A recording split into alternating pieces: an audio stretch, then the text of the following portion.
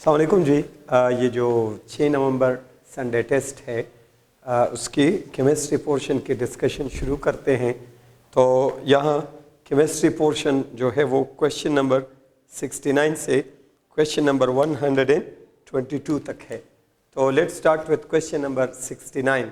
Question number 69 में है कि 1,3-ब्यूटाडाइन एंड 2-ब्यूटाइन ये दोनों किस टाइप के आइसोमर हैं। तो एक आप देख रहे हो डबल बॉन्ड है और एक ट्रिपल बॉन्ड है। तो जब डबल और ट्रिपल बॉन्ड का फर्क है तो इसका मतलब है कि ये फंक्शनल ग्रुप आइसोमर्स में आ रहे हैं। तो 1,3-ब्यूटाडाइन अल्कीन है और 1 और 2-ब्यूटाइन जो है ये अल्काइन है। दोनों का केमिकल फार्मूला सेम है बट इनके फंक्शनल ग्रुप में फ़र्क है। तो ऐसे मॉलिक्यूल जिनका केमिकल फार्मूला सेम हो और फंक्शनल ग्रुप में फ़र्क हो they are called functional group isomers। तो क्वेश्चन नंबर 69 केमिस्ट्री वाले पोर्शन में the option number D that is the functional group isomers ये सही ऑप्शन है। ओके, फिर question number 70 which reagent is used to distinguish one butyne from two butyne. One butyne terminal alkyne है और आपको पता है कि टर्मिनल अल्काइन जो है वो एसिडिक नेचर देते हैं। क्यों एसिडिक नेचर देते हैं 1 अल्काइन?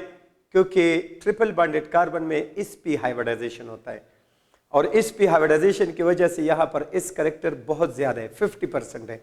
और हाइब्रिड ऑर्बिटल में इस करेक्टर जितना बढ़ता है उतना ही कार्बन की इलेक्ट्रोनेगेटिविटी बढ़ती है। तो इस लिहाज से sp hybridise carbon has very high electronegativity compare to sp2 hybridise carbon या sp3 हाइब्रिडाइज कार्बन।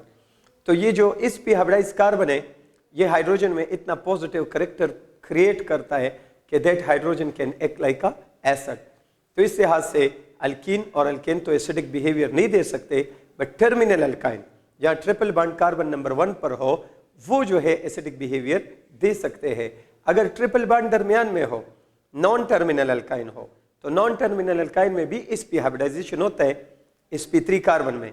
बट मसला क्या होता है कि वहाँ sp3 हाइब्रिडाइज कार्बन के साथ जो है हाइड्रोजन नहीं होता, इसलिए non terminal alkyne are not acidic. और इसमें है कि अगर आपने 1-ब्यूटाइन और 2-ब्यूटाइन को, तो 2-ब्यूटाइन नॉन टर्मिनल अल्काइन है, इसमें sp हाइब्रिडाइजेशन है ट्रिपल बॉन्डेड कार्बन में बट उनके साथ हाइड्रोजन नहीं है तो वो एसिडिक नेचर नहीं है। 1-ब्यूटाइन टर्मिनल अल्काइन है तो इसमें है और टर्मिनल अल्काइन में फिर जो है metal ion can replace the terminal hydrogen of sp hybridise carbon जिससे मेटल अल्काइनाइड बन जाएगा और मेटल अल्काइनाइड जो है वो वाटर में मोस्टली इनसॉल्युबल होता है। तो यहाँ पर जो है ऑप्शन नंबर डी जो आपका है टोलेंस रिएजेंट या एमोनिकल क्यूप्रस क्लोराइड है। टोलेंस रिएजेंट तो सिल्वर वाला है, क्यूप्रस आयन हो तब भी मेटल आयन है। तो ये जो है टर्मिनल अल्काइन के हाइड्रोजन को रिप्लेस करके कॉपर का जो है अल्काइनाइड वो पैदा करेगा प्रेसिपिटेट रेड कलर का। तो ये एक आइडेंटिटी है टर्मिनल अल्काइन यानी 1-ब्यूटाइन। तो अगर आप देखो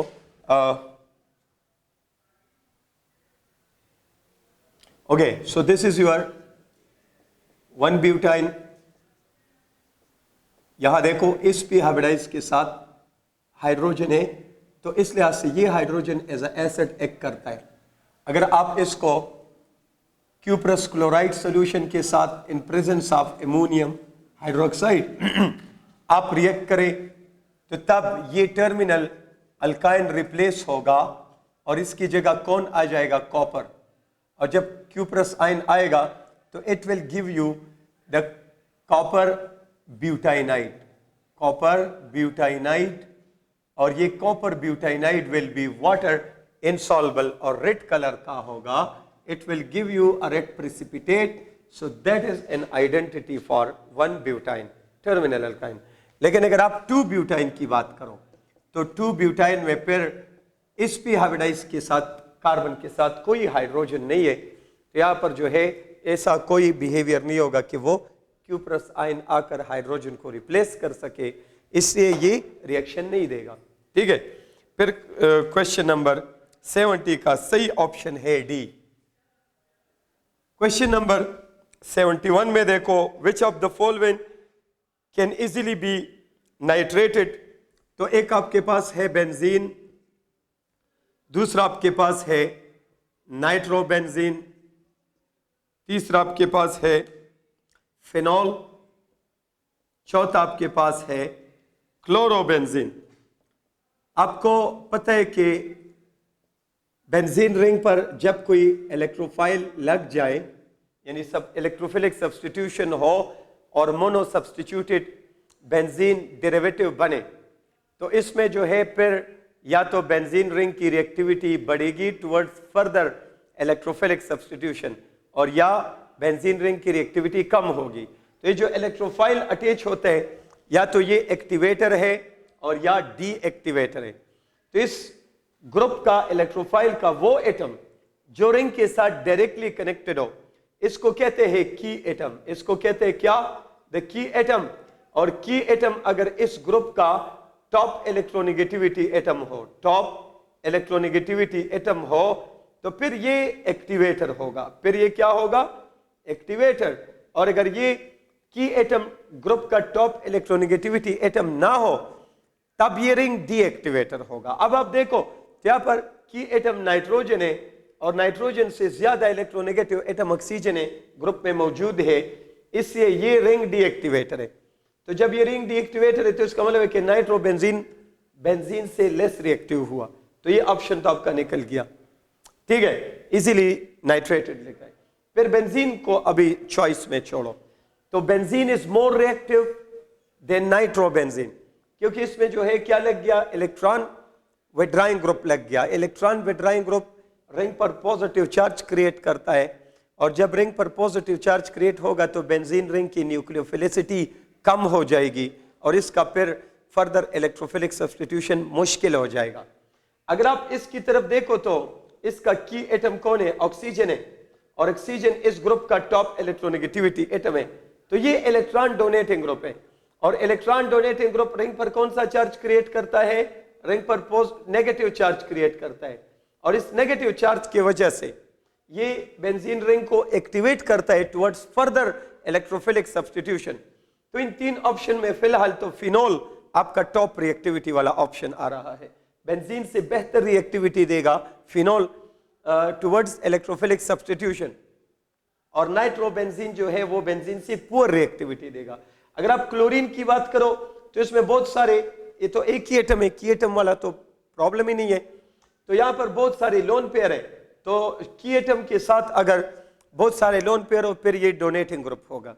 तो हेलोजन डोनेटिंग ग्रुप तो है, बट अपने हाई इलेक्ट्रोनेगेटिविटी की वजह से यहाँ पर जो नेगेटिव चार्ज क्रिएट करता है, तो नेगेटिव चार्ज आ जाता है रिंग पर, बट उसकी जो नेगेटिव एनर्जी है ना, इलेक्ट्रॉन डेंसिटी जिसको आप कहते हो, it is withdrawn back by the halogen through inductive effect. और इस इंडक्टिव इफेक्ट की वजह से halogen are ortho para directing, electron donating, but they are ring deactivator, क्योंकि यहाँ रिंग पर नेगेटिव चार्ज क्रिएट करते हैं, बट उस नेगेटिव चार्ज की जो इलेक्ट्रॉन डेंसिटी है, चार्ज डेंसिटी है, या जो नेगेटिव एनर्जी है, वो हेलोजन वापस अपनी तरफ खींच लेता है थ्रू इंडक्टिव इफेक्ट। इस लिहाज से ये कंपाउंड बेंजीन से लेस रिएक्टिव होगा। So the best choice for second electrophilic substitution is phenol. तो फिनोल इज योर ऑप्शन। तो 71 में option number C is the right option. 72 question में देखो, which one is not a nucleophile?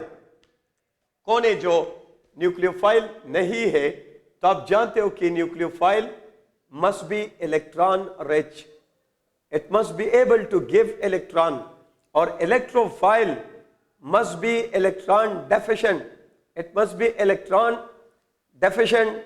So the electron deficient atom or group of atom is called electrophile, and the electron rich atom or group of atom is called the nucleophile. तो इसमें पूछ रहे कि कौन है जो nucleophile नहीं है? तो ऑप्शन में आप देखो H2O, ये तो इलेक्ट्रॉन रिच है, लोन पेयर दे सकता है। फिर H2S की तरफ देखो, इलेक्ट्रॉन रिच है। NH3 की तरफ देखो, इलेक्ट्रॉन रिच पार्टिकल है। लेकिन जो BF3 है, तो BF3 में बोरान ने 3 बॉन्ड बनाए हैं। इसका मतलब है कि बोरान के वैलेंस शेल में अब भी 2 इलेक्ट्रॉनों की जगह है। तो ये जो BF3 पार्टिकल है, ये इलेक्ट्रॉन डेफिशिएंट पार्टिकल है। तो electron deficient particle are electrophile not the nucleophile. तो यहां पर आपका सही ऑप्शन है 72 क्वेश्चन में BF3 यानी ऑप्शन नंबर सेकंड बी, ये करेक्ट ऑप्शन है। 73 में, क्वेश्चन नंबर 73 में है कि SN2 reaction can be best carried out with। तो आप याद रखो कि SN2 reaction is single step, it is a single step, और सिंगल स्टेप का मतलब है कि attack and departure. Attack and departure, किसका अटैक होता है? अटैकिंग न्यूक्लियोफाइल का, और डिपार्चर होता है हेलोजन का। तो अगर ये सिंगल स्टेप मैकेनिज्म है तब अटैक और डिपार्चर अकर सिमल्टेनियसली, और जब ये दोनों सिमल्टेनियसली हो रहे हो तो फिर जरूरी है कि यहां पर जो आपके पास अल्फा कार्बन है तो attacking nucleophile must attack from that side, must attack from that side which is opposite to the halogen. क्योंकि यहां पर अटैक और डिपार्चर सिमल्टेनियसली होता है, तो अटैकिंग न्यूक्लियोफाइल इसके सामने नहीं आ सकता, क्योंकि अगर इसके सामने आएगा फिर रिपल्शन का फिनोमेना होगा। तो attacking nucleophile must come opposite, alpha carbon पे तो अटैक करेगा लेकिन ये अपोजिट टू हेलोजन आएगा। तो यहां पर इस कार्बन को आप देखो, ये भी हाईली क्राउडेड ग्रुप है, क्राउडिंग ग्रुप है, क्राउडिंग ग्रुप है, तो यहां पर इसके लिए बैक साइड से अटैक करना मुश्किल है। इसलिए टर्शरी अल्काइल हैलाइड में, टर्शरी अल्काइल हैलाइड में SN2 का चांस रेयर है। रेयर मतलब मुश्किल है, SN1 का चांस बेहतर है। और अगर आप बात करो about the primary alkyl halide, like this is a primary alkyl halide, तो प्राइमरी अल्काइल हैलाइड में आप देखो तो यहां पर एक ही क्राउडिंग ग्रुप है, दो नॉन क्राउडिंग ग्रुप है, हाइड्रोजन है। इस लिहाज से यहां पर अटैक करना आसान होगा। तो इस लिहाज से द राइट ऑप्शन इज कि टॉप रिएक्टिविटी इसमें होगी। टॉप रिएक्टिविटी मतलब SN2 is best favoured in primary alkyl halide या primary substrate and least favoured in the tertiary substrate. तो आपका क्वेश्चन है कि what is SN2 reaction can be best carried out with dash. तो primary alkyl halide will be the best choice. Option number A is the right answer. 74 question में क्या है? The compound produce aldehyde and ketone upon hydration. तो aldehyde ketone के preparation में आप देखो, अगर आप कोई अल्काइन लो और अल्काइन में आप वाटर को ऐड करो तो water is a very weak reagent, इसलिए आप जो है यहां पर सल्फ्यूरिक एसिड डालते हो और सल्फ्यूरिक एसिड के साथ मर्क्यूरिक सल्फेट भी डालते हो। One is catalyst, the other is promoter.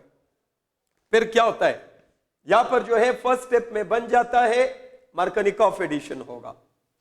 कौन सा होगा? मार्कोनिकॉफ एडिशन, क्योंकि ये भी एसिमेट्रिकल है और ये भी एसिमेट्रिकल है। तो जब भी एसिमेट्रिकल सबस्ट्रेट में एसिमेट्रिकल रिएजेंट किस टाइप का रिएक्शन दे रहा हो, इलेक्ट्रोफिलिक एडिशन। अगर आपको कंफ्यूजन हो कि हमें कैसे पता चलेगा कि ये एडिशन का, तो आपको क्लियर है पाई बॉन्ड है तो एडिशन होगा, लेकिन ये इलेक्ट्रोफिलिक और न्यूक्लियोफिलिक वाली कहानी अगर समझनी हो तो काम आसान है। अगर आपका पाई बॉन्ड जो है ना, अगर पाई बॉन्ड नॉन पोलर हो, शाबाश, क्या हो? नॉन पोलर हो, तब इलेक्ट्रोफिलिक एडिशन होगा। तब क्या होगा? Electrophilic addition. एडिशन तो होगा पाई बॉन्ड जो है, लेकिन अगर ये नॉन पोलर हो तो कौन सा रिएक्शन होगा? Electrophilic addition.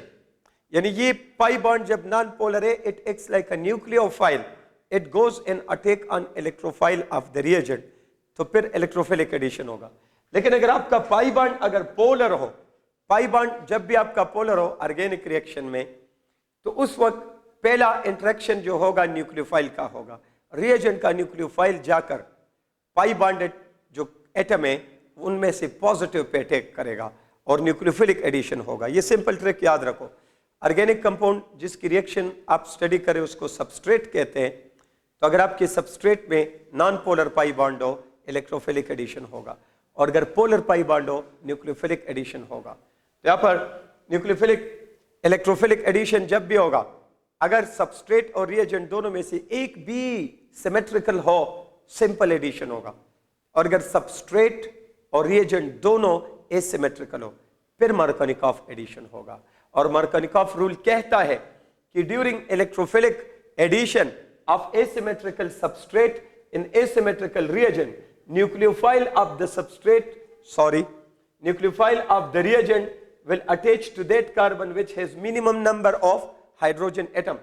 तो आपका न्यूक्लियोफाइल यहां लग जाएगा, OH यहां लग जाएगा, and the triple bond will convert to क्या, the triple bond will convert to double bond, और उसके बाद जो है यहां पर आपके पास अल्किनोल बन जाएगा। क्या बन जाएगा? अल्किनोल, अल्केनोल नहीं, अल्किनोल, ठीक है, डबल बॉन्ड है, पॉलीफंक्शनल कंपाउंड बनेगा।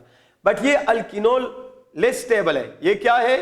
लेस स्टेबल, और अपने आप को स्टेबलाइज करने के लिए ये रिवर्सिबल रीअरेंजमेंट शुरू करता है।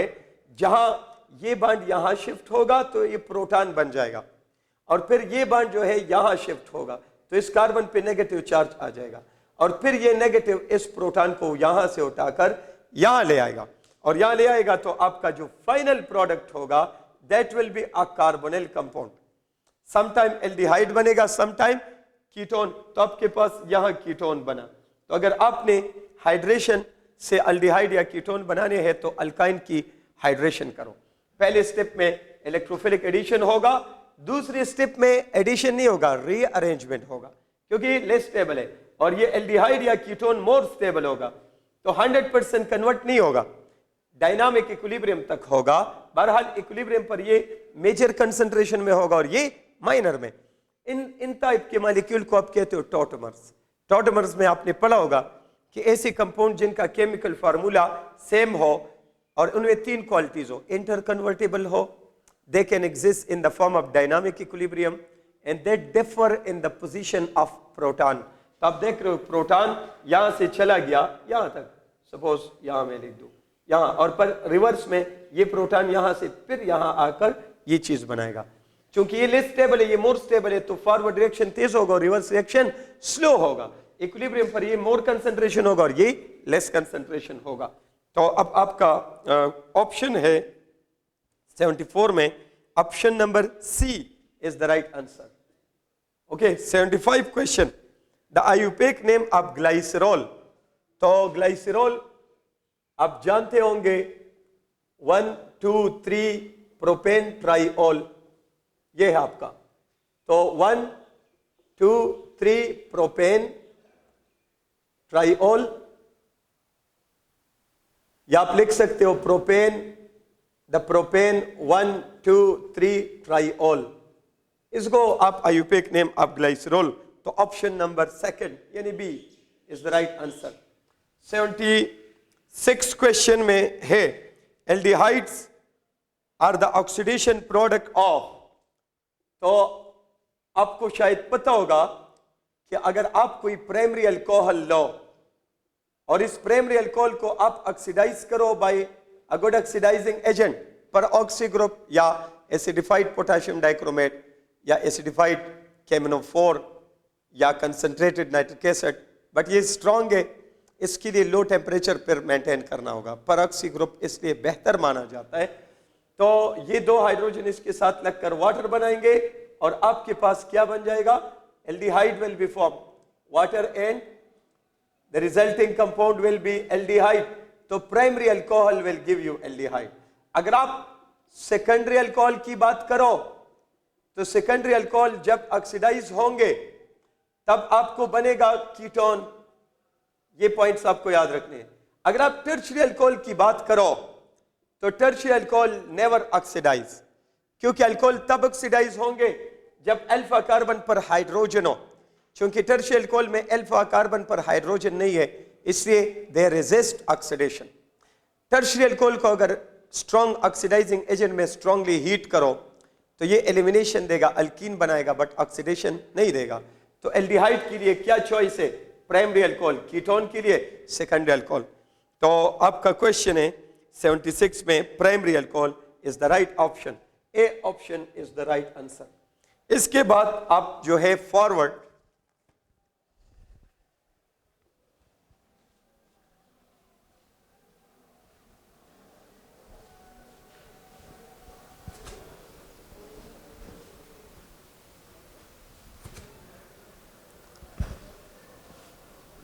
Now let's talk about the question number 77. The 77 carboxylic acid can be prepared. ये क्वेश्चन बुक से डायरेक्ट उठाया गया है. Carbonation of what to say Grignard reagent. You know that carbon dioxide के साथ Grignard reagent कार्बोक्सिलिक एसिड बन जाता है.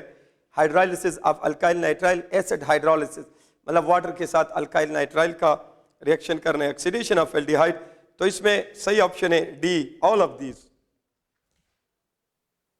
ये तीनों बुक में है इसलिए मैंने एक्सप्लेन नहीं किया, सिंपल है. Question 78. Which class of compound is commonly used for the artificial flavoring in jams? तो esters which are derivatives of carboxylic acid. Ester ऐसे compound है which have taste and smell like fruits and vegetable, so are used as artificial flavors. Ester mean option number B. इसमें भी explanation का कोई खास element नहीं है. 79. H2O is not amphoteric according to dash concept. तो 79 में ये है कि आप अगर लीवर्स कंसेप्ट आपको पता है तो लीवर्स कंसेप्ट के मुताबिक एसिड इलेक्ट्रॉन पेयर एक्सेप्टर होता है. इलेक्ट्रॉन पेयर एक्सेप्टर और base is electron pair donor. तो अगर आप गौर करें तो H2O में इलेक्ट्रॉन पेयर डोनेशन की क्वालिटी तो है बट इलेक्ट्रॉन पेयर एक्सेप्टेंस की क्वालिटी नहीं है. अदरवाइज तो H2O एम्फोटेरिक है बट लीवर्स कंसेप्ट के मुताबिक एम्फोटेरिक नहीं है. लीवर्स कंसेप्ट के मुताबिक दिस इज ओनली बेस. तो option number C is the right answer. Option number C. फिर आप बात करो अबाउट क्वेश्चन नंबर 80. तो क्वेश्चन नंबर 80 में है correct order of acidic strength. ये बहुत अहम क्वेश्चन है, इस टाइप की क्वेश्चन ज्यादा एक्सपेक्ट करे. Correct order of acidic strength is. तो याद रखो ऑक्साइड का क्वेश्चन है. तो ऑक्साइड्स आप जानते हो कि ऑक्साइड जो है they are binary compounds of oxygen. ऐसे कंपाउंड जिसमें दो एलिमेंट हो, एक ऑक्सीजन हो दूसरा कोई और हो, तो दे आर कॉल्ड ऑक्साइड्स. तो ऑक्साइड्स में अगर नॉन मेटल ऑक्साइड हो, क्या हो, अगर नॉन मेटल ऑक्साइड हो और तो ये एम्फोटेरिक भी हो सकते हैं और ये एसिडिक भी हो सकते हैं. तो एसिडिक की बात करते हैं. तो इनमें आप याद रखो कि acidic strength is directly proportional to oxidation state of element bonded to oxygen. If same oxidation state, तो फिर क्या होगा?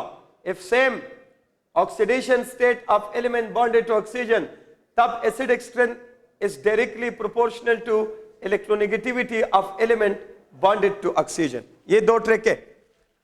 नॉन मेटल ऑक्साइड और एसिडिक जो एम्फोटेरिक है उनको छोड़ के, तो इनका एसिडिक स्ट्रेंथ जो है it is directly proportional to oxidation state of the non metal element bonded to oxygen.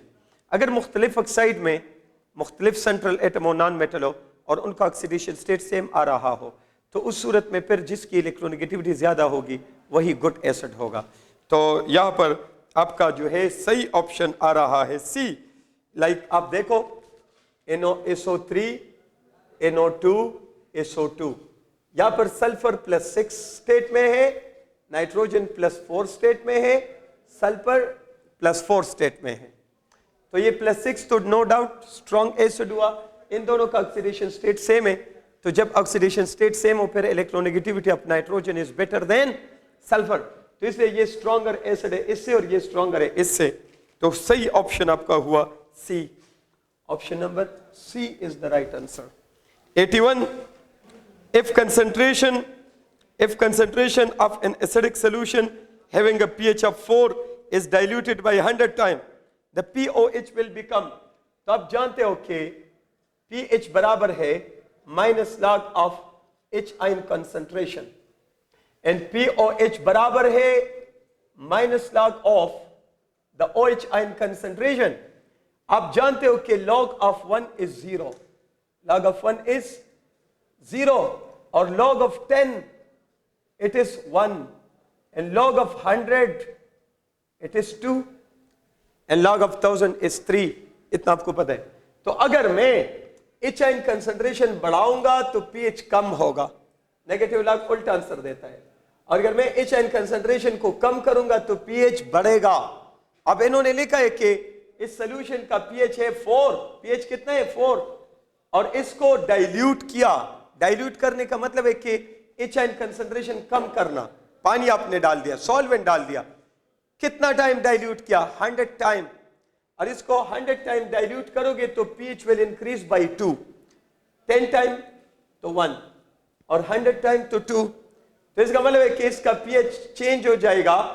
100 time dilution की वजह से पीएच विल गो टू 6, 4 की बजाय 6, क्योंकि 10 टाइम के साथ पीएच 1 यूनिट चेंज होगा, 100 टाइम के साथ 2 यूनिट, तो pH will become 6 and POH will become 8, क्योंकि आप जानते हो pH plus POH is equal to 14। तो अगर ये 6 है then POH will become 8, ये आपका आंसर होगा। तो option number second, option number B is the right answer.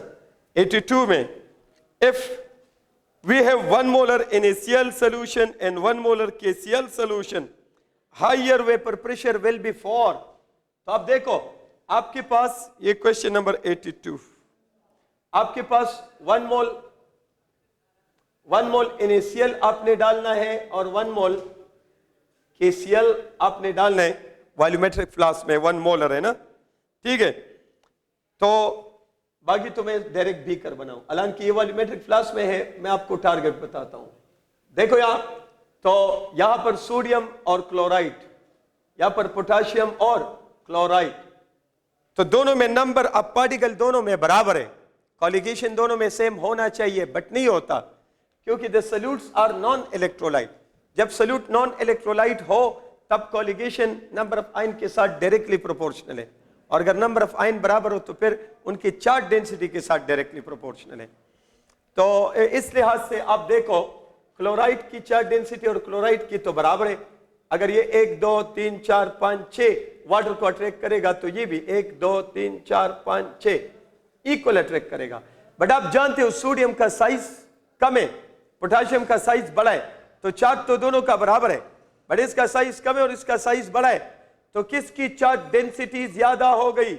Inorganic में आप पढ़ते हो charge density of sodium is more then charge density of potassium, और जिस आयन की चार्ज डेंसिटी ज्यादा होगी ये ज्यादा वाटर को अपने साथ अटैच करेगा। लाइक अगर ये डॉट वाटर है 1 2 3 4 5 6 7 8 9 10 11 12 13 14 15 16 17 18 19, सपोज यहां 1 2 3 4 5 6 7 8 9 10 11 12 13, तो आप देख रहे हो कि सोडियम ने ज्यादा वाटर को अपने साथ एंगेज किया और पोटेशियम ने कम वाटर को अपने साथ एंगेज किया, इसलिए यहां से एवोपरेशन कम रहेगा और यहां से एवोपरेशन ज्यादा, तो इसका वेपर प्रेशर ज्यादा होगा और इसका वेपर प्रेशर कम होगा। तो क्वेश्चन नंबर 82 में है कि if we have 1 molar NaCl and 1 molar KCl, then higher vapor pressure is for 1 molar KCl. Option number second, B option. Now going to question number 83. Question number 83 में है the colligative effect. Colligative effect मतलब vapour pressure का कम होना, boiling point का elevate होना, freezing point का कम होना। Let me remind you कि सोल्यूशन चैप्टर तो सिलेबस में नहीं है, लेकिन ये सारे इनऑर्गेनिक से रिलेटेड है, सेकेंड ईयर इनऑर्गेनिक से रिलेटेड ये क्वेश्चंस है, चार्ट डेंसिटीज वगैरह उनसे रिलेटेड है। हालांकि तो आपके चैप्टर नंबर 10 में तो इलेक्ट्रोलाइट है भी नहीं, वहाँ तो नॉन इलेक्ट्रोलाइट सॉल्यूट है, राउल्ट्स लॉ है, बट यहाँ पर ये बेसिकली वो इनऑर्गेनिक पॉइंट ऑफ व्यू से ये सारे क्वेश्चन डाले गए हैं, रिलेटेड है, ठीक है। तो आप देख सकते हो कि the colligative effect of an electrolyte is always dash than that of non electrolyte. तो आप याद रखो कि नंबर ऑफ सॉल्यूट पार्टिकल ज्यादा होंगे, कॉलिगेशन ज्यादा होगा। तो अब अगर मैं 1 मोल NaCl लूं, 1 मोल NaCl लूं और फिर 1 मोल ग्लूकोज लूं, सपोज मैंने ये लिया, 1 kg वाटर यहां भी लिया और 1 kg वाटर यहां भी लिया, दोनों में सेम वाटर का अमाउंट लिया, यहां भी 1 kg वाटर, यहां भी 1 kg वाटर। अब आप देखो यहां पर ये नॉन इलेक्ट्रोलाइट है और ये इलेक्ट्रोलाइट है, तो नॉन इलेक्ट्रोलाइट मतलब कि ये Avogadro's number of C6H12O6 molecules पैदा करेगा, लेकिन ये तो इलेक्ट्रोलाइट है, तो ये Avogadro number of sodium ions पैदा करेगा और Avogadro's number of chloride ions पैदा करेगा। तो यहां पर 2 into Avogadro number of particle, और जब सॉल्यूट के पार्टिकल की तादाद ज्यादा होगी तब उस सूरत में कॉलिगेशन इफेक्ट ज्यादा होगा। तो इलेक्ट्रोलाइट का कॉलिगेशन इफेक्ट ज्यादा है नॉन इलेक्ट्रोलाइट से, तो ऑप्शन नंबर ए ग्रेटर। 80 क्वेश्चन नंबर 84 की तरफ आप जाओ, तो ड्यूरिंग द क्वेश्चन नंबर 84 में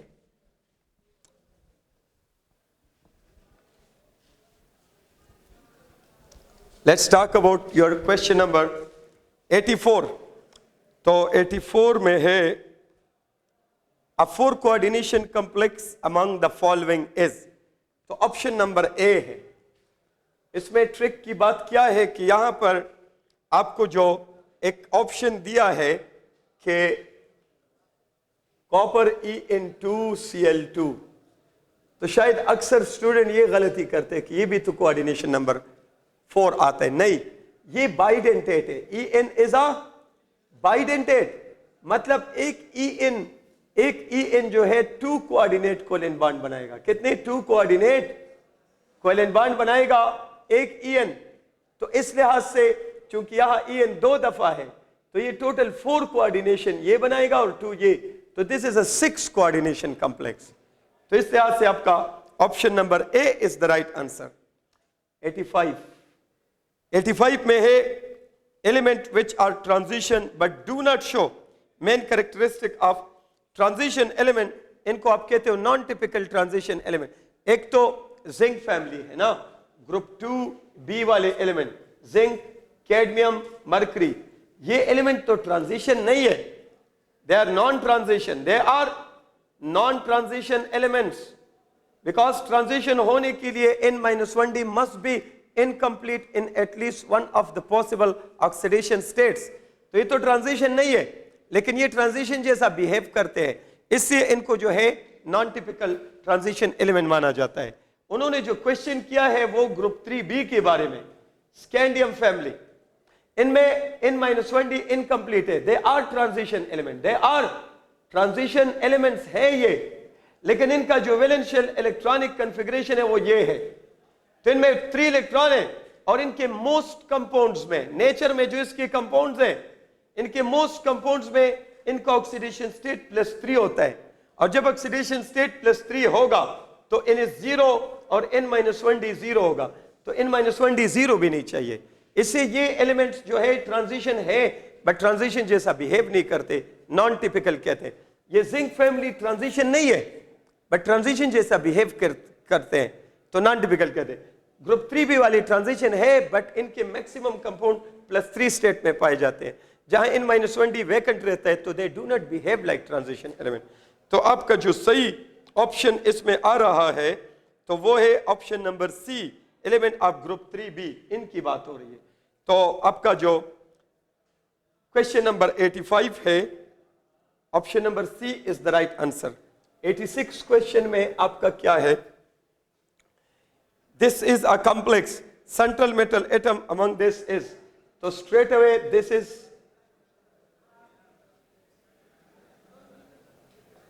ये इसका चार्ज है, ये इसका चार्ज है, तो दिस इज आयरन 3, तो लिहाजा ये आयरन 2 होगा आपका। देखो ये -4 चार्ज है, तो ये आयरन 2 है और ये आयरन 3 है, तो this is a simple cation, this is a simple cation and this is complex A9, और इसके अंदर जो मेटल है it acts like central metal atom. तो ये आपका ऑप्शन है iron 2 is the right answer. तो क्वेश्चन नंबर 86 में option number A. 87 question 87, which one is oxidant but not reductant? ये क्वेश्चन बहुत अहम है, याद रखो कि element in its maximum oxidation state, element in its maximum oxidation state, अगर कोई एलिमेंट अपने मैक्सिमम ऑक्सीडेशन स्टेट में हो which is equal to the group number of the element, element का जो ग्रुप नंबर है ना वही उसका मैक्सिमम ऑक्सीडेशन स्टेट होता है. So is only good oxidant, is only good oxidant and not reductant, and not reductant. ये transition में बहुत अहम है. कोई भी ट्रांजिशन एलिमेंट अपने मैक्सिमम ऑक्सीडेशन स्टेट में सिर्फ ऑक्सीडेंट होते हैं, रिडक्टेंट नहीं होता. बाकियों में ऑक्सीडेंट भी होते हैं और रिडक्टेंट भी होता है, बट मैक्सिमम में ओनली ऑक्सीडेंट नॉट रिडक्टेंट. तो chromium 6 is the your right answer, A option. 88 में आ जाए तो 88 में है most soluble in water. Question number 88 में most soluble in water.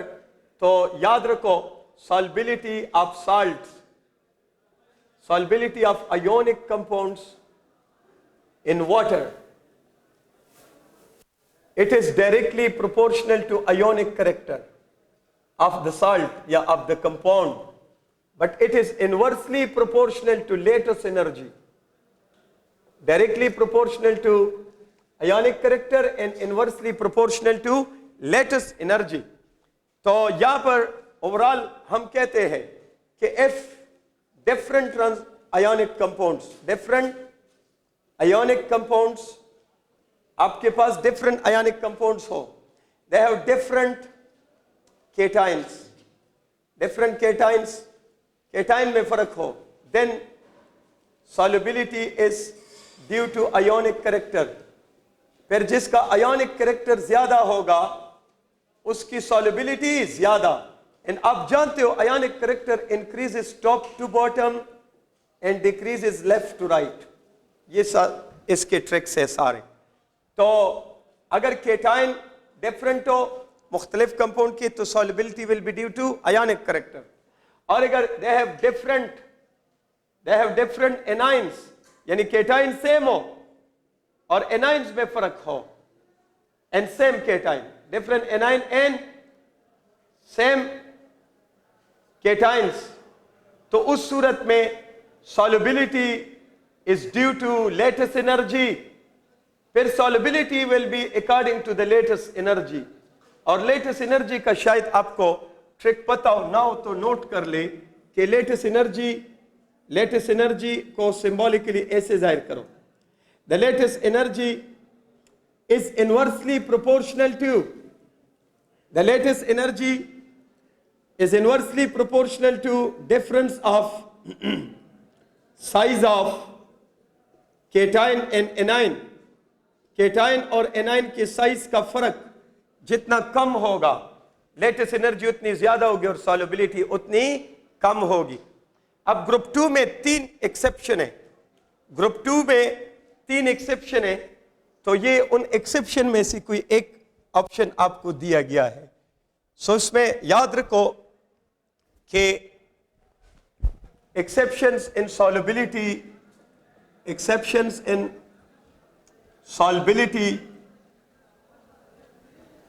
of ionic compounds in water.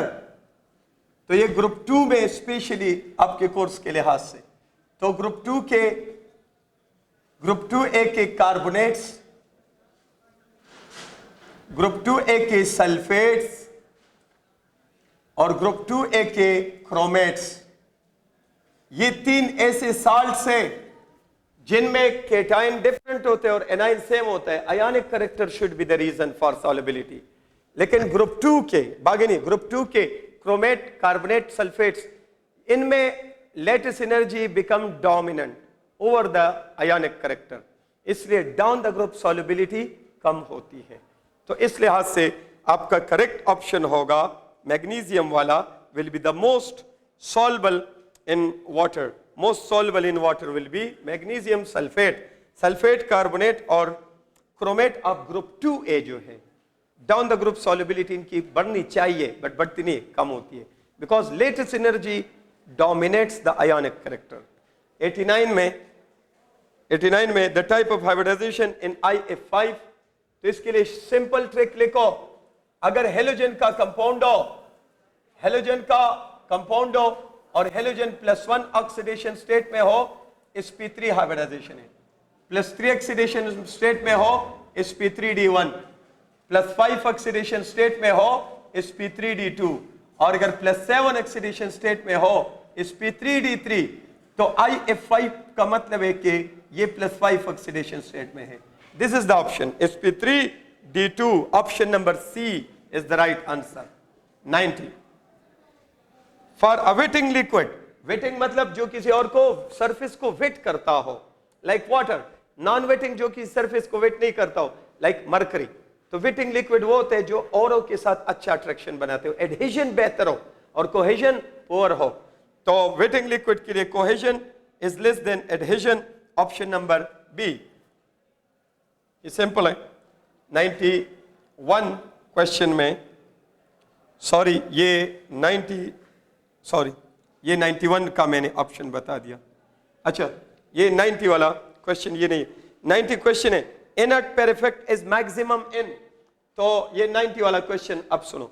Inert pair effect हम कहते हैं कि it increases top to bottom, तो it will be best maximum in 6 period. Maximum in, तो इस लिहाज से thallium is the right answer.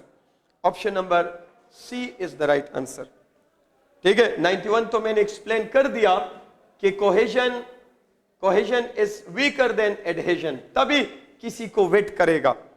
तो option number B is the right answer. 92. According to MOT correct bond order for C2 power +1. तो bond order की कुछ shortcut formulas मैं आपको बता दूं. उस लिहाज से अब बॉन्ड ऑर्डर को कैलकुलेट कर सकते हो कि नंबर ऑफ इलेक्ट्रॉन्स अगर अप टू 8 हो, up to 8 or less than 8, then bond order बराबर है electrons in bonding minus electron in anti bonding divided by 2. लेकिन अगर नंबर ऑफ इलेक्ट्रॉन्स 9 to 14 हो, बल्कि 13 हो, तब उसमें bond order will be remaining electrons -4 divided by 2. Remaining का क्या मतलब है आगे समझाता हूं. अगर इलेक्ट्रॉनों की तादाद 14 to 20 हो, अप टू 20 आपके कोर्स में आता है, bond order is 10 minus remaining electron divided by 2. Remaining electron को समझ लो. अब मेरा केस है C2 पावर +1, तो C2 में 12 इलेक्ट्रॉन है, C2 पावर +1 होगा तो 11 इलेक्ट्रॉन होगा. इस पोर्शन में आता है, तो इसमें आप लिखोगे bond order will be equal to, तो यहां टोटल 11 इलेक्ट्रॉन, इससे 4 माइनस करो तो रिमेनिंग कितने रह जाएंगे? 7. और फिर फार्मूले में 7 पुट करो, तो 4 को 2 टाइम माइनस करना है, डिवाइडेड बाई 2, तो it will be 1.5. The bond order will be 1.5. ये कौन सा क्वेश्चन है आपका? 92. तो option number B is the right answer, 1.5 वाला. 93. Maximum value of Van der Waals constant ए.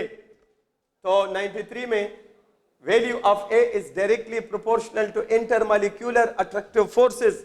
और आप जानते हो कि gases are mostly non polar. Mostly क्या? Non polar. और नॉन पोलर मॉलिक्यूल एक दूसरे को अट्रैक्ट करते हैं by London dispersion force, and strength of London dispersion force is directly proportional to molecular size, and molecular size is directly proportional to number of shells. अगर number of shells same हो, if same number of shells, then आप कहो कि molecular size is directly proportional to molecular mass. ये आपके पास trick है, ideal non ideal के लिए भी ये आपको सपोर्ट देंगे ये वाले ट्रिक्स. तो यहाँ पर जो है सबसे ज्यादा जो आपका 93 ऑप्शन, 93 क्वेश्चन जो है 93, हाँ ये, तो इसमें आपका ऑप्शन नंबर डी आ रहा है, क्लोरीन Cl2. इसमें सबसे बड़ा साइज Cl2 का है, नंबर ऑफ शेल्स 6 है और मॉलिक्यूलर मास भी सबसे ज्यादा है. तो this is the best option. 94 question में क्या है? तो क्वेश्चन नंबर 94 में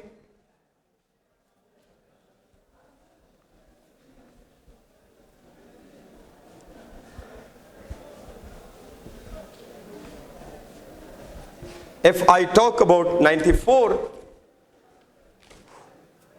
तो क्वेश्चन नंबर 94 में है कि a gas diffuses 1/4 time that of helium, मतलब कोई अननोन गैस है, इसको हीलियम से कंपटीशन में डाला गया स्पीड के लिहाज से, ये कोई यूजी मतलब अननोन गैस। तो अगर 1 सेकंड में ये 4 मीटर फासला तय करेगा तो ये 1 मीटर यानी 4 टाइम्स स्लो है। तो let's rate of diffusion of unknown gas is x meter per second, then rate of diffusion of helium will be 4x meter per second। तो ग्राहम्स लॉ अप्लाई करें, ग्राहम लॉ के मुताबिक the rate of helium by the rate of unknown gas, square root of molar mass of unknown gas by molar mass of helium, this is 4x, this is x, this is to be determined, और ये 4 है तो x cut जाएगा और आपके पास ये sequence बच जाएगा। स्क्वायर रूट को हटाने के लिए यहां भी स्क्वायर लगाओ, यहां भी स्क्वायर लगाओ, तो you'll get 16 बराबर 16 equal to molar mass of unknown gas divided by 2, और फिर आप क्रॉस मल्टीप्लिकेशन करें तो सॉरी बाय 4 है, दिस इज 4, तो अननोन गैस का 64 आ जाएगा, और 64 मोलर मास जो है वो SO2 का है। तो 94 में क्या ऑप्शन आता है? Option number B, SO2। 95 question, at constant temperature if volume of a gas is 10 at 1 atmosphere pressure, the volume will be 2.5 if the pressure is, तो बॉयल्स लॉ है, बॉयल लॉ में P1 और V1 फिर P2 और V2, इन्होंने कहा है कि अगर ये P1 1 एटमॉस्फेयर हो तो volume of the gas will be 10 litre, और अगर ये हम चाहते कि 2.5 लीटर हो जाए तो ये कितना होगा? तो P1 V1 P2 V2, आपको P2 चाहिए तो it will B P1 V1 by V2, तो आपका P1 1 है, V1 10 है और ये 2.5 है, तो इसको आप सॉल्व करोगे तो 4 आएगा, 4 एटमॉस्फेयर, यानी option number C is the answer. 96 question देखो, question 96, total number of nodes, ये जरूरी क्वेश्चन है। तो नोड तो आप जानते होंगे कि node is that area around the shell, sorry that area around the nucleus where probability of electron is 0, that is called node. तो टोटल नोड्स फॉर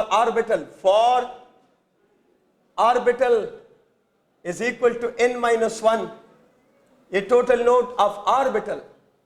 अब आप जानते हो कि number of orbitals in shell, number of orbital in shell, it is equal to n square, thus total node in shell, total nodes in a shell will be equal to n square into n minus 1।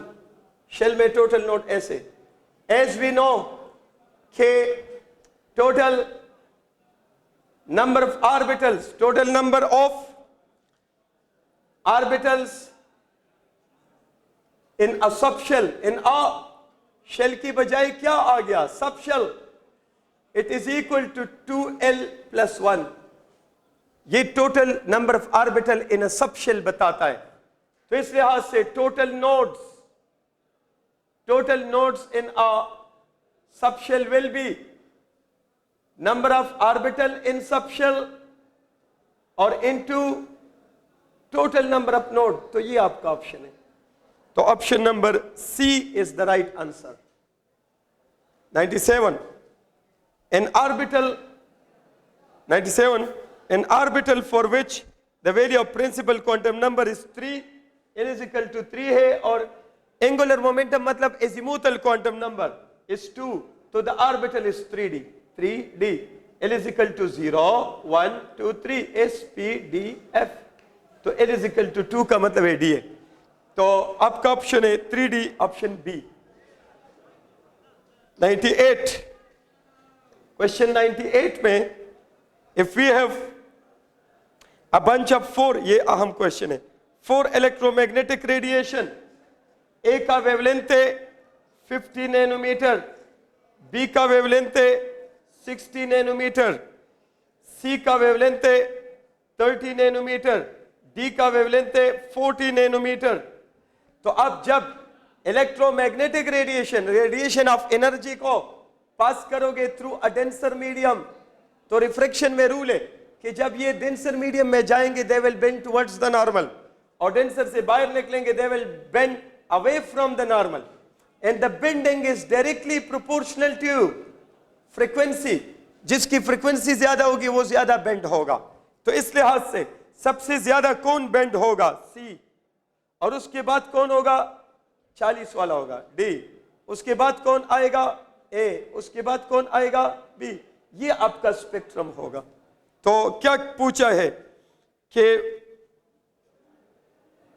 if we have a bunch of 4 electromagnetic radiation, the spectrum of these radiation when passed through a prism will have dash at the bottom. तो bottom पे आपका कौन आ रहा है? सी। तो option number सी, और answer भी सी ही है। ये क्वेश्चन नंबर 98 का आपका सॉल्यूशन हुआ। Now question number 99।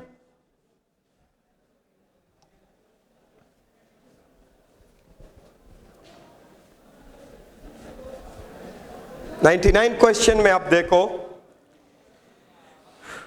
Okay, Planck's equation के लिए कौन सा इक्वेशन या प्लांक्स थ्योरी के लिए कौन सा इक्वेशन आपका करेक्ट आ रहा है 99 में? तो आप कह सकते हो कि E is equal to H nu, frequency है ना, and frequency is equal to C by lambda, तो E is equal to H C by lambda. और आप जानते हो 1 ओवर लेमडा बराबर है वेव नंबर, तो the equation become H C nu bar. ये भी पॉसिबल है, ये भी पॉसिबल है, ये भी पॉसिबल है, तो all are possible. Question number 99 में option number D is the right answer. Question number 100 में पूछा है कि थर्ड बाल्मर स्पेक्ट्रल लाइन, तो बाल्मर का आपको याद होगा कि we allow the electron of hydrogen to jump down from all upper shell into the second energy level। Second energy level में हम तमाम अपर शेल से इलेक्ट्रॉन को अलाउ करते हैं। तो आपका बाल्मर सीरीज के लिए N1 तो 2 ही हुआ, और आपका N2 होगा 3, 4, 5, 6, 7 ऑल अपर शेल से। थर्ड बाल्मर स्पेक्ट्रल लाइन है तो N2 ये होगा। तो आपका जो वेव नंबर होगा, वेव नंबर मांगे, यस, तो it will B Z² into रेडबर्ग्स constant 1 over N1 square, Bohr model के मुताबिक 1 ओवर N2 स्क्वायर। तो you will get it like, ये तो हाइड्रोजन है 1 स्क्वायर हो जाएगा, इसको निकाल ही दो, तो R इंटू 1 ओवर 2 स्क्वायर तो 4 आ जाएगा, और -1 ओवर 5 स्क्वायर तो 25 आएगा। इसका सोल्यूशन लो तो 21/100 इंटू R आएगा। ये आपका ऑप्शन है। The option number A is the right answer.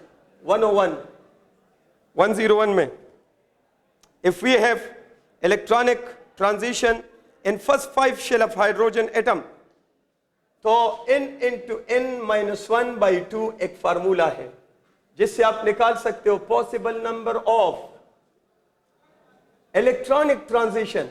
Electronic transition का मतलब है एक्साइटेशन एंड डी एक्साइटेशन। इसी हाइड्रोजन स्पेक्ट्रम का क्वेश्चन है, where n is the number of shells available shell, valence shell and above valence shell. तो hydrogen का valence shell तो क्या ही होता है ना, तो 5 into 5 - 1/2, तो इट विल बिकम 10। 101 में आपका ऑप्शन होगा डी नंबर, सी नंबर। 101 में सी ऑप्शन। 102 क्वेश्चन की तरफ जाए, तो boiling point of polar compound, तो आप जानते हो कि London dispersion force is exist between any kind of two molecule, any kind of two molecule मतलब पोलर में भी होता है और नॉन पोलर। अगर ये पोलर मॉलिक्यूल है, ये भी पोलर मॉलिक्यूल है, तो इनमें मेन फोर्स या तो डाइपोल डाइपोल होगा और या हाइड्रोजन बॉन्डिंग, बट इसके अलावा दूसरा फोर्स भी होगा जो बॉडी ऑफ मॉलिक्यूल की वजह से होता है, लंडन डिस्पर्शन। और अगर नॉन पोलर मॉलिक्यूल लो तो नॉन पोलर मॉलिक्यूल में सिर्फ लंडन डिस्पर्शन फोर्स होता है। बहरहाल पोलर मॉलिक्यूल की बॉइलिंग पॉइंट में इसका भी रोल है और इसका भी रोल है। तो ये पोलरिटी की वजह से होता है और ये साइज की वजह से होता है। तो option number D is the right answer. 102 में sorry C option is the right answer. 102 में option number C, size and polarity दोनों। 103 के 103 में है, in drops stalagmometric method the largest drops will be form by dash. तो जिसका number size of drop stalagmometric method है, is directly proportional to intermolecular attractive force, और number of drops is inversely proportional to intermolecular attractive force। ये उल्टा है। Attractive force strong होगा तो बड़ा ड्रॉप बनेगा, अट्रैक्टिव फोर्स वीक होगा तो फिर वीक बॉन्ड बनेगा। तो यहां पर लिखा है कि in drops stalagmometric method the largest drops will be form by, तो लार्जेस्ट का मतलब है तादाद की नहीं, साइज की बात कर रहे हैं, ठीक है। तो option number B glycerine, option number B 103। Question number 104 boiling point of n butane is more than isobutane. तो आप जानते हो कि अगर स्ट्रेट चेन मॉलिक्यूल होगा तब उसमें अट्रैक्टिव फोर्स के चांसेस ज्यादा होंगे। स्ट्रेट चेन मॉलिक्यूल में अट्रैक्टिव फोर्सेस के चांसेस ज्यादा होंगे, तो स्ट्रॉन्ग हायर बॉइलिंग पॉइंट। जबकि ब्रांच्ड मॉलिक्यूल में अट्रैक्टिव फोर्सेस के चांसेस डेफिनेटली आपको कम मिलने वाले हैं, तो उस लिहाज से यहां पर वीक लंडन डिस्पर्शन फोर्स होगा। तो n butane has higher boiling point than isobutane. 104 में option number A is the right answer. 105 में molecular crystal among the following, ये तो क्लियर है, इस 8 होगा, क्योंकि आप जानते हो इनिशियल जो है वो आयोनिक क्रिस्टल है। इस IO2 is macromolecule, macromolecule are molecular covalent crystal, और micromolecule are molecular crystal. Graphite भी मैक्रोमॉलिक्यूल है, तो वो भी कोवेलेंट क्रिस्टल में आते हैं। Macromolecule covalent crystal, micromolecule molecular crystal. Ionic तो क्लियर है। तो question number 106 correct type of hybridisation in CH3 dot यानी मिथाइल फ्री रेडिकल में टाइप ऑफ हाइब्रिडाइजेशन का जिक्र है। तो हाइब्रिडाइजेशन के शॉर्टकट्स में आप कह सकते हो, मैं एक डिटेल फार्मूला लिखता हूं, उसे आप हर टाइप के हाइब्रिडाइजेशन में मैक्सिमम केसेस में जा पाओगे, स्पेशली आयंस वगैरह में, रेडिकल में। तो स्टीरिक नंबर मतलब number of hybrid orbital, it is 1/2 into group number of element, group number of element plus number of univalent atom. Univalent atom मतलब जो एक बॉन्ड बनाता हो, तो इसमें हाइड्रोजन आता है एंड हेलोजन आते हैं, plus number of negative charges, negative charges को प्लस करना है, minus number of positive charges को माइनस करना है, और minus number of unpaired electrons. Unpaired electron अगर आपके जो है बॉन्डिंग मॉलिक्यूलर ऑर्बिटल में हो या एटॉमिक ऑर्बिटल में हो, ठीक है। तो ये आपके पास एक ओवरऑल डिटेल फार्मूला आ गया। तो इससे आप किसी भी मॉलिक्यूल आयन या रेडिकल में, स्पेशली रेडिकल आयन के लिए बेहतर है, टाइप ऑफ हाइब्रिडाइजेशन निकाल सकते हो। तो इसमें जो सवाल किया है that is for correct type of hybridisation in CH3, तो CH3 डॉट का जिक्र है, ये सेंट्रल एटम है। तो इसमें किस टाइप का हाइब्रिडाइजेशन है, या तो फार्मूला से निकालो, तो इट विल बी 1/2 इंटू 4, क्योंकि ग्रुप नंबर 4 है, प्लस 3 यूनिवेलेंट एटम अटैच्ड है, और नंबर ऑफ अनपेयर्ड इलेक्ट्रॉन को माइनस करना है। तो what will be the right answer? The right answer will be 6/2। देखो ये 7 - 1 6/2, तो the right answer will be क्या? The right answer will be sp2 hybridization. तो the type of hybridisation in this methyl free radical is sp2। तो अगर आप option में देखो तो ऑप्शन में आपका O2 पावर -2 जो है ये भी ऐसा है, देखो 1/2। ऑक्सीजन का ग्रुप नंबर क्या है? 6 है। यूनिवेलेंट एटम नहीं है, ये तो बाईवेलेंट है, तो इस यहां से इसको इग्नोर करो और -2 करो, ठीक है, सॉरी +2, सॉरी इसमें ये वाला नहीं आ रहा, इसमें ये पहला वाला जो मैंने लिख दिया और O2 पावर में ये sp आपके पास ये आ रहा है sp3 हाइब्रिडाइजेशन, तो sp3 sp2 के साथ मैच नहीं हो रहा। इसके बाद अगर आप बात करो अबाउट O2 पावर -4 तो पॉसिबल नहीं है, Li2 और Na पावर माइनस ये मिसिंग है, इसमें ये पहला वाला ऑप्शन मिसिंग है, इट्स नॉट विजिबल। बहरहाल आपका ऑप्शन में sp2 आ रहा है, आप ये पहला वाला ऑप्शन फिर हम सही प्रिंट ले लेंगे, उसमें बता देंगे, ठीक है। ऑप्शन नंबर ए ही आपका ठीक आ रहा है, बट वो विजिबल नहीं है, ठीक है। तो ए ऑप्शन आपका आ रहा है। 107 में central atom of fluorochlorine molecule is, तो याद रखो सेंट्रल एटम विस्पर थ्योरी के मुताबिक सेंट्रल एटम के लिए 3 पॉसिबिलिटियां है। मैक्सिमम कोवेलेंसी, यानी covalency mean number of valence bond, sorry covalent bond, जिसने ज्यादा बनाए हो वही सेंट्रल एटम होगा। लाइक H2O में ज्यादा बॉन्ड इसने बनाए, ये सेंट्रल एटम है। अगर कोवेलेंसी सेम हो, कोवेलेंसी अगर सेम हो तो फिर मैक्सिमम वैलेंस इलेक्ट्रॉन्स देखने हैं। लाइक आप यही वाला HCl लो, तो इसके भी एक बॉन्ड है, इसका भी एक बॉन्ड है, तो इसके वैलेंस शेल में ज्यादा इलेक्ट्रॉन है, तो ये सेंट्रल एटम है।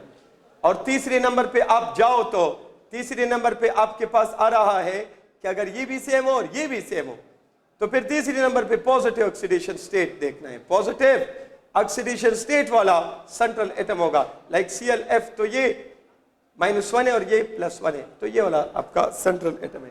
Question number 107, Cl 107, option number A is the right answer.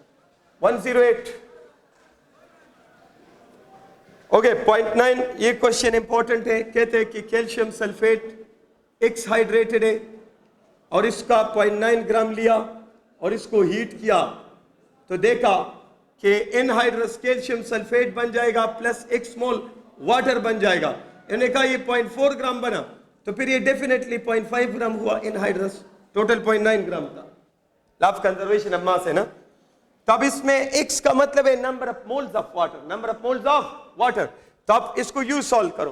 Calcium sulphate ratio water, अगर ये 0.5 ग्राम हो तब वाटर कितना बनता है, एब्जॉर्ब होता है 0.4 ग्राम।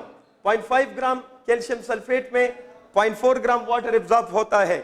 तो फिर अगर ये 1 मोल होगा, आपको वैल्यू ऑफ X फॉर 1 मोल निकालनी है, तो यहां देखो the number of moles of water absorb by 1 मोल, तो इसका मोलर मास जो है आई थिंक 136 आता है। तो अगर ये 136 ग्राम हो तो ये कितना आएगा, इसको सॉल्व करोगे तो 136 into 0.4 by 0.5 I think 108 point something आता है। अब number of moles of water मालूम करनी है, इसको X मत कहो, क्वेश्चन साइन कहो। अब X की वैल्यू विल बी 108.8, ये तो मास है, मोल मालूम करने, डिवाइडेड बाई 18, तो अब आंसर आएगा 6। The answer is 6, option number B is the right answer. 109 में है कि 8 AMU ऑफ मीथेन, तो आप जानते हो कि 1 मीथेन मॉलिक्यूल हो तो ये 16 AMU होता है। कितना, 16 AMU। अगर ये 8 AMU है तो मीथेन मॉलिक्यूल पर हाफ है, कितना है, हाफ। और अगर ये हाफ है तो हाइड्रोजन एटम कितने होंगे, 2। तो option number A is the right answer. 110, if we have 67.2 litre या decimetre cube of a gas at STP, तो फिर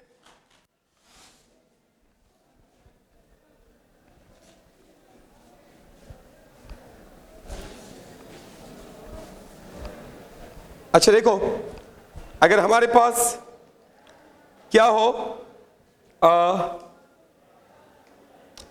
question number 110, Okay, if we have 67.2 liter ERDM cube of carbon dioxide at STP, then it contains, तो आप जानते हो कि number of moles of gas बराबर है volume in DM cube of gas divided by molar volume at STP. तो ये number of moles मालूम करो, 67.2 divided by 22.4 molar volume at STP, it will B 3 मोल। तो अगर 3 मोल्स आपके पास कार्बन डाइऑक्साइड है तो फिर इसमें 3 मोल्स कार्बन है जो कि 36 ग्राम के बराबर है, 6 मोल्स ऑक्सीजन है जो कि 96 ग्राम के बराबर होगा, और फिर ये तो 3 मोल है। कोवेलेंट बॉन्ड की बात करो तो एक कार्बन डाइऑक्साइड में कितने कोवेलेंट बॉन्ड है? 4 मोल। तो इसका मतलब है कि 12 मोल कोवेलेंट बॉन्ड है, 12 मोल कोवेलेंट बॉन्ड्स है। ठीक है, तो ये आपका जो सही ऑप्शन है option number D, all of this 111 में है। अगर आपके पास कोई रिडॉक्स रिएक्शन हो लाइक Cr2 7 पावर -2 एसिडिफाइड हो, अगर मैं एसिडिक हूं, आयरन 2 हो, इसको ऑक्सीडाइज करना हो बाय एसिडिफाइड डाइक्रोमेट आयन, तो it will oxidize to iron 3 and chromium will reduce to chromium 3 and water will be formed। Balancing का शॉर्टकट मेथड सीखो। तो आप देख रहे हो कि आयरन +2 से जा चुका है +3 में, इट मीन 1 इलेक्ट्रॉन लॉस्ट, और क्रोमियम +6 से जा चुका है +3 में, it mean each chromium has gain 3 electron, 2 है तो 6 इलेक्ट्रॉन्स गेन। अब ऐसे तो नहीं हो सकता कि लॉस एक और गेन 6 का हो, तो डेफिनेटली इसको 6 से मल्टीप्लाई करें, तो यहां भी 6 लगाओ, यहां भी 6 लगाओ, आपका इक्वेशन बैलेंस हुआ। बाकी तो यहां 7 ऑक्सीजन है तो ये 7 करो और ये 14 हो जाएगा। तो अगर आपसे पूछा है कि किस किस का रेशियो है, कि डाइक्रोमेट आयन है, फिर आयरन 2 है, और फिर क्या है क्रोमियम 3, इनका रेशियो मांग लिया है आपसे। तो बैलेंस इक्वेशन में देखो ये 1 है, आयरन 2 6 है और क्रोमियम 2 है, तो 1:6:2, option number B is the right answer. और अगर 112 की बात करो तो 112, if in a galvanic cell both the electrodes are above hydrogen in the electrochemical series, which electrode is compelled to take part in reaction? तो electrochemical series में hydrogen से ऊपर जो एलिमेंट्स है ना, हाइड्रोजन से ऊपर जो एलिमेंट्स है, ये बात समझ लो, तो इसमें इनका स्टैंडर्ड रिडक्शन पोटेंशियल जो है वो नेगेटिव में है, क्या है, और जो नीचे है उनका स्टैंडर्ड रिडक्शन क्या है, पॉजिटिव में है, और फिर ये पॉजिटिव है और ये क्या है, नेगेटिव। तो इस लिहाज से ये जो एलिमेंट्स है ना, इनका रिडक्शन पोटेंशियल नेगेटिव है, तो दे आर गुड एनोड्स, क्योंकि ऑक्सीडेशन पॉजिटिव है, एंड पुअर कैथोड्स। तो अगर दोनों इलेक्ट्रोड अबव हाइड्रोजन हो तो the cathode will be compelled to take part in the reaction, option number second B. 113 में है CnH2n is general formula, CnH2n-2, ये अल्काइंस का ओपन चेन में अल्काइन का है और साइक्लिक में साइक्लो अल्कीन्स का है, तो ये आपका सही ऑप्शन है, अल्काइन का भी और cyclo alkyne, option number D. 114 में है what is the mole fraction value for pure water? तो प्योर चीजों का मोल फ्रैक्शन 1 के बराबर होता है, और किसी कंपोनेंट का मोल फ्रैक्शन हमेशा 1 से कम रहता है। 115 में standard hydrogen electrode X as anode if oxidation potential of couple electrode is negative, तो ऑप्शन नंबर सी, क्योंकि आप जानते हो गैल्वानिक सेल में वो इलेक्ट्रोड एज एनोड एक्ट करता है जिसका ऑक्सीडेशन पोटेंशियल ज्यादा हो। तो आपको पता है स्टैंडर्ड हाइड्रोजन इलेक्ट्रोड का ऑक्सीडेशन पोटेंशियल 0 है, तो ये तब एज एनोड एक्ट करेगा जब कपल इलेक्ट्रोड का ऑक्सीडेशन पोटेंशियल माइनस में हो, 0 से ज्यादा हो। 116 ये 116 का जो क्वेश्चन है, इसमें आप नोटिस करो कि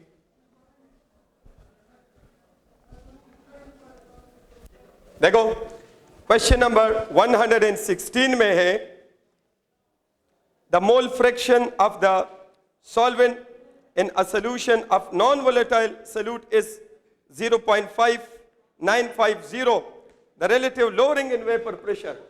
तो राउल्ट्स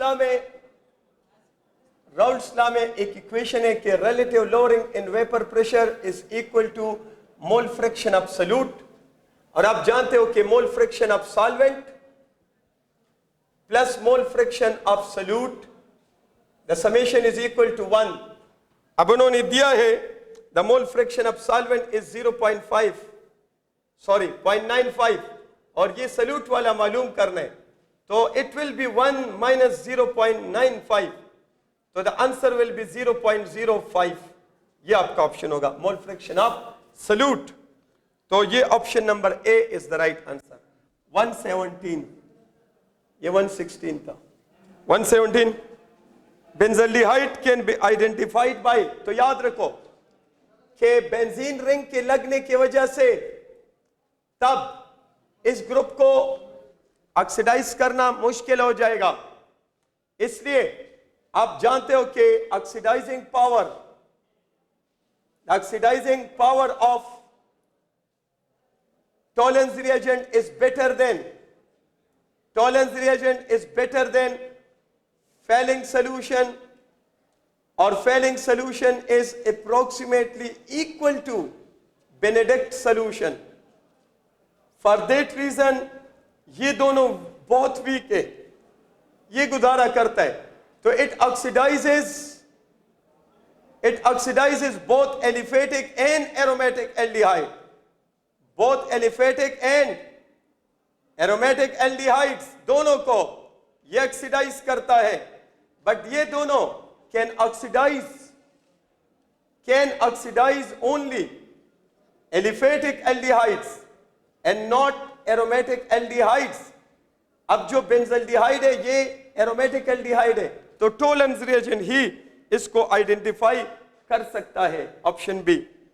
118 क्वेश्चन में है कि अगर आपने किसी अल्कीन को लिया और उसका ओजोनोलिसिस किया, ओजोनाइड बन गया और उसको रिएक्ट किया, तो फाइनल आपके पास एक बन गया एसिटाल्डिहाइड और दूसरा आपके पास बन गया एसीटोन.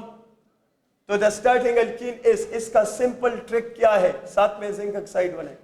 सिंपल ट्रिक ये है कि दोनों कार्बोनिल कार्बन को कनेक्ट करो बाय डबल बॉन्ड, इसके साथ मिथाइल कनेक्ट करे और हाइड्रोजन कनेक्ट करे, इसके साथ मिथाइल कनेक्ट करे और दूसरा भी methyl. This is your starting alkene. तो नंबर 1 2 3 4 2 मिथाइल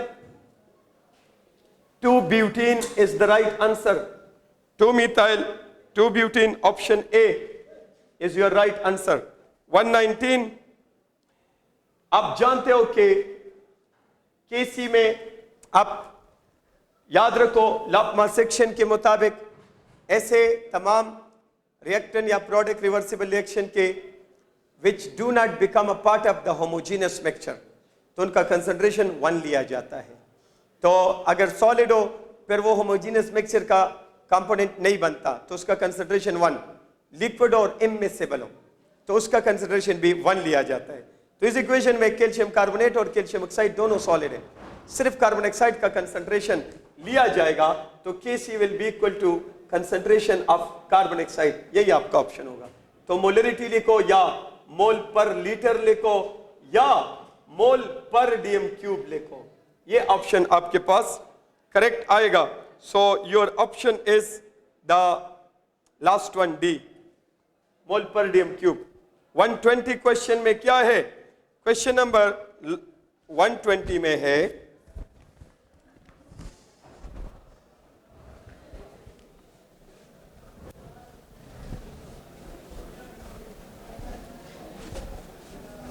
क्वेश्चन नंबर 120 में है, विच one is not a buffer solution. You know buffer solution buffer solution बनाने के लिए weak acid and it's basic salt,